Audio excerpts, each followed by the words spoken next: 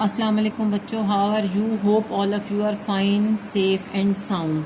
Today we are going to start our third lecture of education of chapter number 7.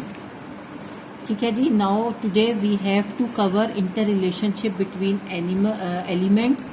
जो अज्जा होते हैं उनका आपस में रिलेशनशिप क्या होता है, किस तरह अज्जा जो हैं वो एक दूसरे से रिलेट करते हैं और किस तरह एक जुज़ दूसरे जुज़ के लिए ज़रूरी होता है.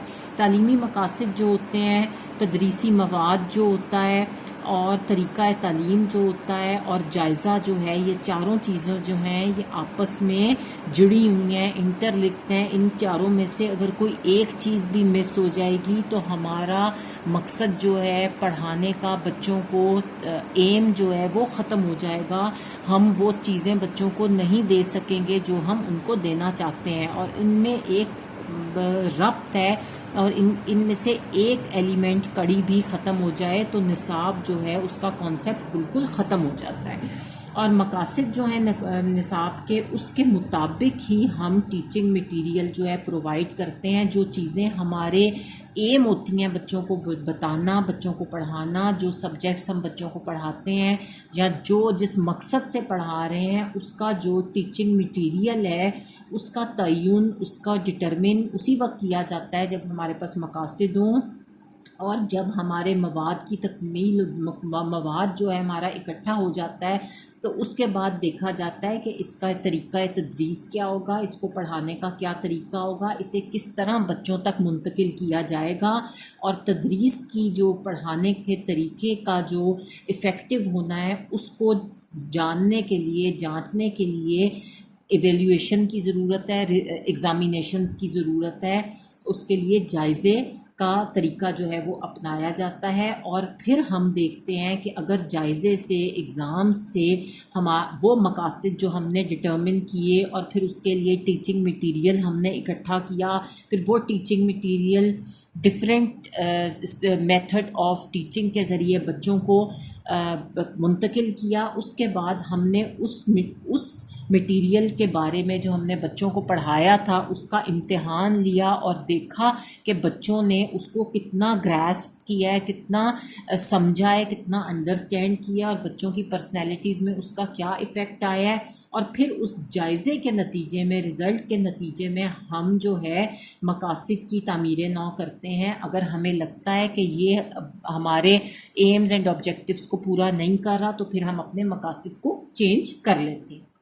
उसके बाद हर जुज़ जो है उसका ताल्लुक़ जो है वो बाकी तीनों जुज़ से होता है. जायज़े का ताल्लुक़ जो है वो तरीक़ा तदरीस से भी है, मटेरियल से भी है और मकासद से भी है. और जो मसलन अगर हम मकासद डिटर्मिन कर लेते हैं और बाकी तीन जो हमारे टूल्स हैं और मकासद होंगे तो ये अगर नहीं होगा तो बाकी तीनों चीज़ें भी अनइफेक्टिव हैं. अगर हमारे मकासद होंगे तो हम तदरीसी मवाद जो है उसको सिलेक्ट करेंगे और उसी तदरीसी मवाद को बच्चों तक पहुँचाने के लिए हम तरीक़ा तदरीस इख्तियार करेंगे. और फिर हम उस तरीक़ा तदरीस के बाद हम बच्चों को मुंतकिल करने के बाद उसका इम्तिहान लेंगे और देखेंगे कि निसाब और तदरीस के मकासद पूरे हुए कि नहीं, बच्चों को वो सही चीज़ें जो हम देना चाहते थे, डिलीवर करना चाहते थे, वो डिलीवर हुई हैं या नहीं.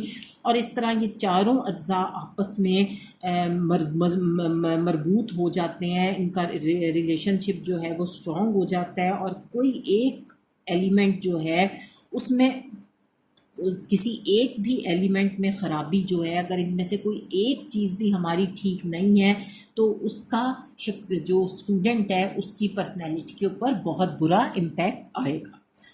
और पाकिस्तान में अब हमने देखना है कि निसाब की तैयारी जो है वो किस तरह की जाती है. तो मुल्क में कौमी सतह पर वफाकी वज़ारत तालीम, जिसे फेडरल جو ہے وہ منسٹری آف ایجوکیشن بولتے ہیں وہ قائم ہے، اور اس منسٹری کے تحت جو نصاب سازی ہے، پریپریشن آف کریکولم ہے، وہ اس کا کریکولم ونگ جو ہے وہ کام کر رہا ہے. اور 18ویں ترمیم جو 2010 میں ہوئی، اس کے بعد جو ہماری کریکولم جو ہے اس کا اختیار جو تھا وہ پروونسز کو منتقل کر دیا کہ اب 2010 کے بعد یہ ڈیسائیڈ کر لیا گیا کہ federal ministry, federal educational wing جو ہے وہ سلیبس تیار نہیں کرے گا، بلکہ صوبے جو ہیں، پروونسز جو ہیں، وہ خود اپنا سلیبس تیار کریں گے. اور ان صوبوں کی ذمہ داری ہوگی کہ وہ کلاس 1 سے لے کر کلاس 12 تک کے لیے بچوں کا جو سلیبس ہے اس کو تیار کریں،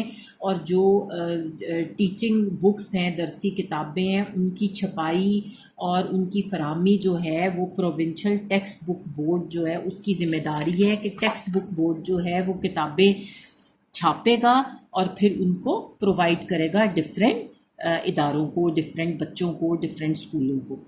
اور ٹیکسٹ بک بورڈ میں جو کون کون کام کرتا ہے، اس میں ایکسپرٹس ہوتے ہیں، ایجوکیشنل ایکسپرٹس ہوتے ہیں، پھر سبجیکٹ اسپیشلسٹس ہوتے ہیں، وہ مل کر کریکولم کی جو روشنی ہوتی ہے اس میں بکس جو ہیں سلیبس کی وہ تیار کرتے ہیں، اور پھر اس کو پرووائڈ اویلیبل کرنے میں مارکیٹ میں ڈفرینٹ اداروں میں اپنا کردار ادا کرتے ہیں. اور نصاب جو ہے وہ ہر board of intermediate and secondary education کو بھی بھیجا جاتا ہے، ڈفرینٹ صوبوں کے جو بورڈز ہیں ان کو بھی وہ بھیجا جاتا ہے، اور تاکہ یہ نصاب جو ہے اس کے مطابق امتحان جو ہیں وہ لیے جائیں.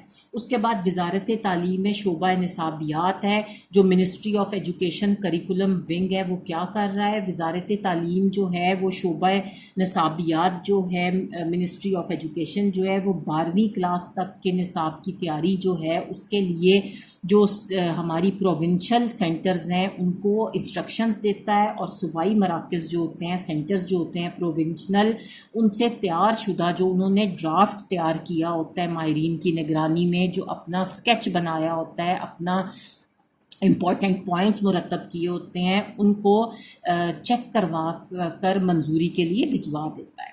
اس کے بعد صوبائی مراکز جو ہوتے ہیں، پروونشل سینٹرز جو ہوتے ہیں، اس میں ایکسپرٹ ٹیچرز ہوتے ہیں، ایکسپرٹس ہوتے ہیں ایجوکیشنل، اس کے بعد ٹیچرز ہوتے ہیں، اور سبجیکٹ اسپیشلسٹ کی کمیٹیاں بنائی جاتی ہیں تاکہ وہ ان پوائنٹس کو، اس ڈرافٹ کو جو وزارت تعلیم شعبہ نصابیات کو بھیجا گیا ہے وہ دیکھیں اور اس کو چیک کریں. اس کے بعد صوبائی کمیٹیاں بنائی جاتی ہیں. جو صوبائی کمیٹیاں ہوتی ہیں وہ کریکولم ونگ کی ہدایت کی روشنی میں ڈرافٹ تیار کرتی ہیں اور اپنی جو سفارشات ہیں ان کو وزارت تعلیم کو بھیجتی ہیں. اس کے بعد قومی نصاب کمیٹی آ جاتی ہے. قومی جو نیشنل کریکولم کمیٹی کی سفارشات ہوتی ہیں، سجیشنز ہوتی ہیں، اس کی روشنی میں ڈرافٹ جو ہے اس کو فائنل شکل دی جاتی ہے.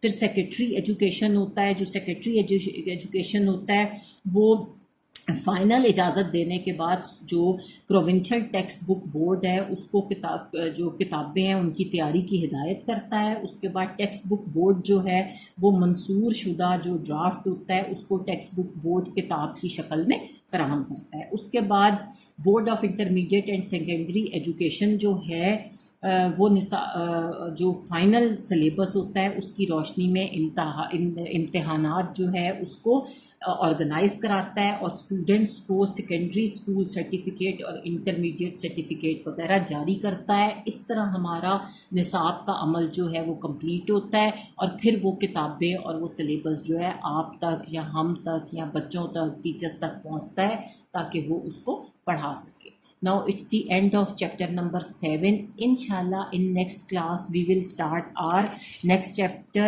that is organization of school activities, that is chapter number 8. Till then, Allah Hafiz.